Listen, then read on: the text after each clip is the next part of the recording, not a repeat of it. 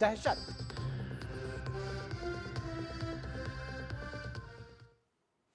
तो सबसे पहले बात दिल्ली विधानसभा चुनाव की। दिल्ली विधानसभा चुनाव की तारीखों का ऐलान हो गया है। 5 फरवरी को चुनाव के लिए वोटिंग होगी, तो वहीं 8 फरवरी को मतगणना की जाएगी और उस दिन नतीजे आएंगे। इसके साथ ही दिल्ली चुनाव का काउंटडाउन भी शुरू हो गया है। दिल्ली में मुख्य मुकाबला बीजेपी, आम आदमी पार्टी और कांग्रेस के बीच है। दिल्ली के लोगों और राजनीतिक पार्टियों को जिस दिन का इंतजार था वो सामने आ गया है। चुनाव आयोग ने मंगलवार को प्रेस कॉन्फ्रेंस कर दिल्ली विधानसभा चुनाव 2025 के शेड्यूल का ऐलान कर दिया है। चुनाव आयोग ने बताया है कि दिल्ली में 70 सीटों की विधानसभा के लिए मतदान 5 फरवरी को होंगे और साथ ही 8 फरवरी को चुनाव के नतीजे आएंगे। इस प्रेस कॉन्फ्रेंस में मुख्य चुनाव आयुक्त राजीव कुमार के साथ चुनाव आयुक्त ज्ञानेश कुमार और सुखबीर सिंह संधू मौजूद थे। It's a single phase election. Date of notification will be 10th of January, Friday. Last date of making nomination will be 17th of January. Scrutiny on 18th of January.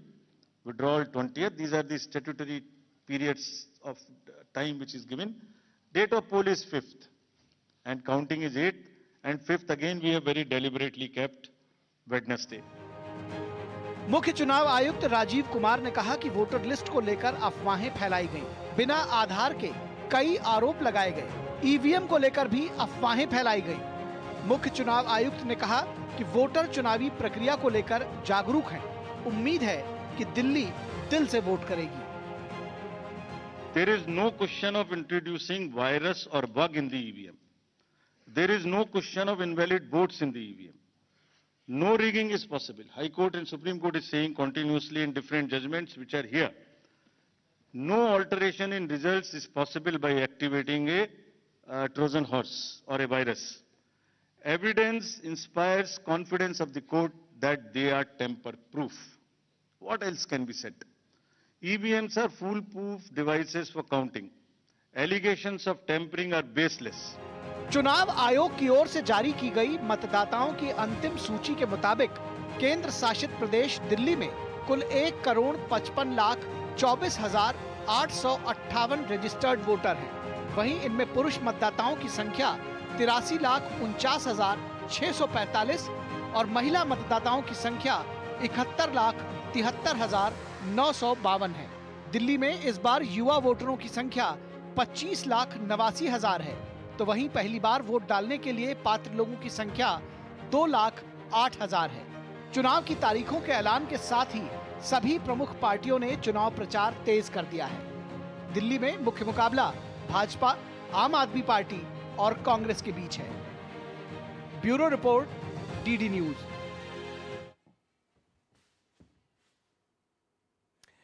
और इस पूरी खबर पर बातचीत करने के लिए हम रुक करेंगे अपने संवाददाता ऋषि कुमार का, जो हमारे साथ सीधे जुड़े हुए हैं लाइव। ऋषि, कौन मुख्यमंत्री बनेगा, क्या कुछ होगा इस विषय पर? तो जाहिर तौर पर दिल्ली की जनता उसका निर्णय लेगी वोटिंग के दिन, लेकिन एक चीज जिसको कहते हैं कि बार बार चुनाव आयोग ने साफ किया है कि ईवीएम टैंपर प्रूफ है, ईवीएम टैंपर नहीं की जा सकती, उससे छेड़छाड़ नहीं की जा सकती, और उसको लेकर के तमाम सारे जो सवाल उठाए जा रहे थे वंस फॉर ऑल उसको खत्म करने की कोशिश की है। और यह भी बताया है कि 42 से ज्यादा बार हाई कोर्ट्स और सुप्रीम कोर्ट में इसको चैलेंज किया गया, लेकिन हर बार उसको खारिज किया गया है। तो एक बार फिर से विश्वास जताने की कोशिश की है कि ताकि कम से कम जो राजनीतिक दल हैं उनको समझ में आ जाए। इसी तरीके जहां तक दिल्ली के विधानसभा चुनावों की तारीखों को लेकर आज का जो प्रेस कॉन्फ्रेंस का चुनाव आयोग का, हम जानते हैं कि दिल्ली एक छोटा राज्य है और एक ही चरण में चुनाव होना है, और उन्होंने तारीख भी बताई कि 5 फरवरी को ये चुनाव होने और 8 फरवरी को परिणाम आ जाएंगे। इतनी सी बात थी, लेकिन प्रेस कॉन्फ्रेंस जैसा कि हम जानते हैं तकरीबन 1 घंटा चली।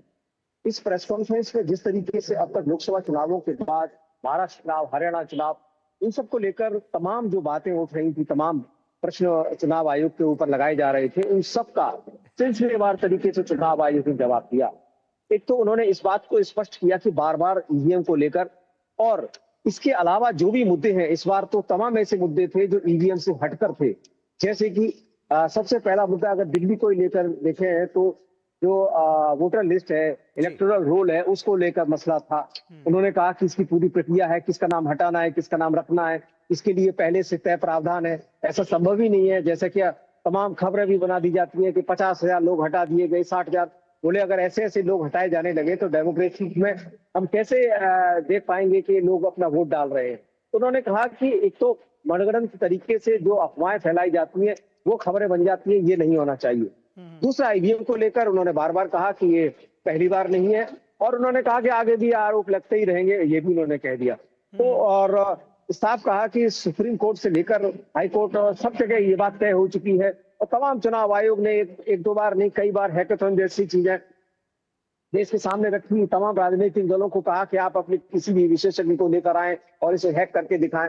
तो वो सारी प्रक्रियाएं, ईवीएम का जो मसला है वो तो बहुत पुराना हो गया, लेकिन इसके अलावा जो तमाम मुद्दे उठ रहे थे, अब जैसे कि एक आरोप लगाया कि जो मतगणना थी उसमें देरी की गई, या उसमें वोट डाले गए, उसके बाद काउंटिंग में ज्यादा वोट दिखाए गए। इस तरीके के जो तमाम आरोप अब तक इलेक्शन कमीशन के ऊपर लगाए जा रहे थे, सभी का सिलसिलेवार तरीके से उन्होंने जवाब दिया, और पूरी तरीके से उन्होंने संतुष्ट करने की कोशिश की कि भारत का लोकतंत्र पूरी तरीके से स्वतंत्र है, और निष्पक्ष चुनाव कराए जाने को लेकर जो इनके ऊपर जिम्मेदारी है उसको बखूबी निभा रहे हैं। उन्होंने एक आंकड़े के जरिए बताया कि किस तरीके से पिछले, अगर हम बात करें चुनावों के दौरान, तकरीबन 25-30 चुनावों की उन्होंने बात की कि सबसे ज्यादा वोटर टर्नआउट अगर हम देखें तो विपक्षी पार्टियां जो कि सत्ताधारी पार्टियों के विरुद्ध चुनाव लड़ रही थी उनको मिला।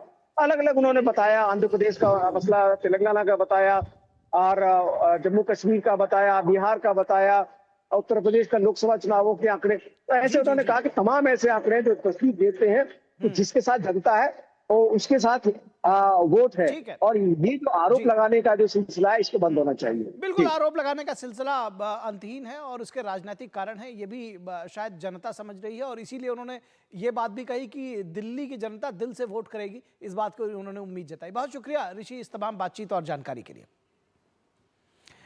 और अब बात महाकुंभ की।